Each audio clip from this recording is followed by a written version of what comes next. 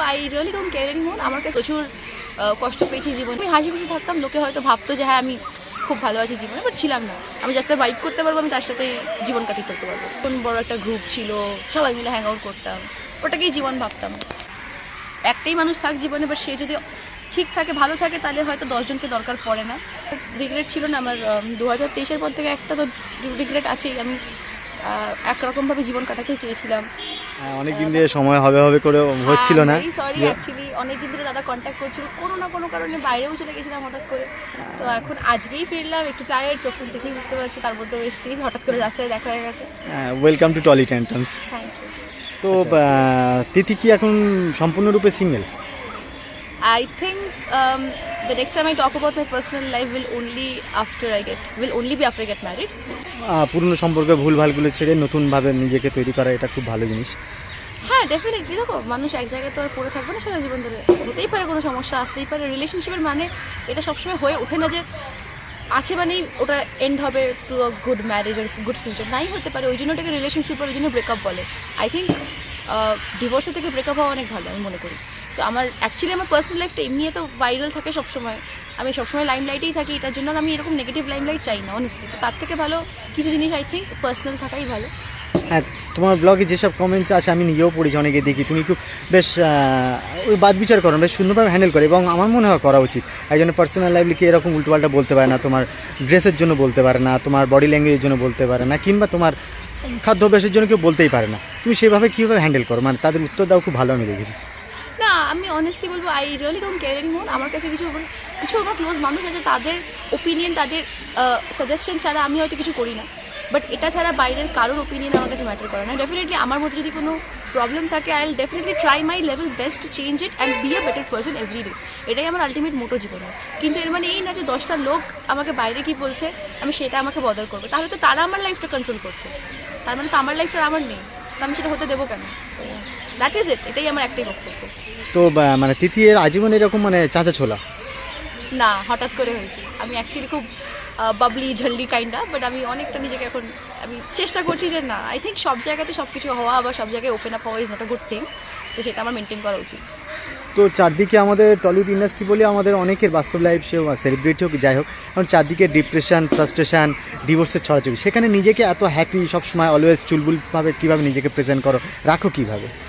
আমি জানি না, আমি অ্যাকচুয়ালি ভীষণ পজিটিভ কাইন্ড অফ মেয়ে, আমার মধ্যে থেকে ভীষণ পজিটিভিটি বেরোয়, আমি এটা নিজে খুব বুঝতে পারি। আর এটা যত দিন যাচ্ছে তত বেড়ে যাচ্ছে, বিকজ আমি প্রচুর কষ্ট পেয়েছি জীবনে, ফ্যামিলি কত বলো, personal life, love life, whatever. আমি অনেক I am always open about it, যে হ্যাঁ I had been like I have hurt myself a lot, আর হয়তো নিজের দোষে। তো সেখান থেকে দাঁড়িয়ে ওগুলো নিয়ে পড়ে থাকলে হয়তো জীবনে ভালো কিছু হবে না। 2023টা আমার এরকমই খুব খারাপ কেটেছিল, তাও আমি হাসি খুশি থাকতাম, লোকে হয়তো ভাবতো যে হ্যাঁ আমি খুব ভালো আছি জীবনে, বাট ছিলাম না। তো সেই জায়গা থেকে দাঁড়িয়ে 2024-এ আই থিঙ্ক হ্যাঁ আমি অনেক কিছু শিখেছি, আর সেগুলো আমি এখন আমার রেগুলার লাইফে অ্যাপ্লাই করি, আর সেভাবেই চলি। তোমার কাছে ভালোবাসা আর বন্ধুত্বের ডিফারেন্স? আমার কাছে ভালোবাসা মানেই বন্ধুত্ব। আমার মনে হয় না যে ভালোবাসা বন্ধুত্ব ছাড়া হয়। যদি দিনের শেষে মানুষটাকে সব কিছু মন খুলে বলতেই না পারি, আর বলার আগে আমাকে দ্বিধাবোধ করতে হয়, তাহলে আই ডোন্ট থিঙ্ক সো সেখানে তোমার থাকাটা খুব দরকার বলে। সো ভালোবাসা ইজ ডেফিনেটলি, মানে সবার আগে আমার কাছে ফ্রেন্ডশিপ, তারপরেই সেটা লাভে পরিণত হয়, নাহলে হয় না। এটা এসআর জ্ঞান টাইপের হয়ে গেল মানে। না, আমি এটা শিখেছি জীবন, আমি অ্যাকচুয়ালি এরকম ছিলাম না। আমি আগে ভাবতাম যে না এরকম নয়, কিন্তু লেটলি আমি রিয়েলাইজ করেছি যে ভাইব ম্যাচ করা একটা মানুষের সাথে ইজ ভেরি ইম্পর্টেন্ট। আর যখন সেটা করতে শুরু করে, I think Kundali is nothing. তো সেটাই আমার বিশ্বাস, আর সেটাই থাকবে আমার বিশ্বাস সারা জীবন। আমি যার সাথে ভাইব করতে পারবো, আমি তার সাথেই জীবন কাটিয়ে করতে পারবো। তো মনের মানুষ যদি হয় কারো, সে তোমার হোক বা কারো হোক, কীরকম মনের মানুষ হওয়া উচিত? পারফেক্ট ম্যাচ যদি হয় সেরকম আই থিঙ্ক আমি তার মধ্যে কী কী গুণ থাকা দরকার? আমি সবার মধ্যে এটা নোটিস করেছি, আমি আজ অবধি নিজের জীবনে এমন পার্টনার পাইনি যেখানে আমি খুব মন খুলে সব বলেছি আর সে আমাকে জাজ করেনি। আই থিঙ্ক তুমি যেখানে জাজড ফিল করবে না, সেখানেই গিয়ে তুমি দিনের শেষে তোমার আসল রূপটা বেরিয়ে আসবে।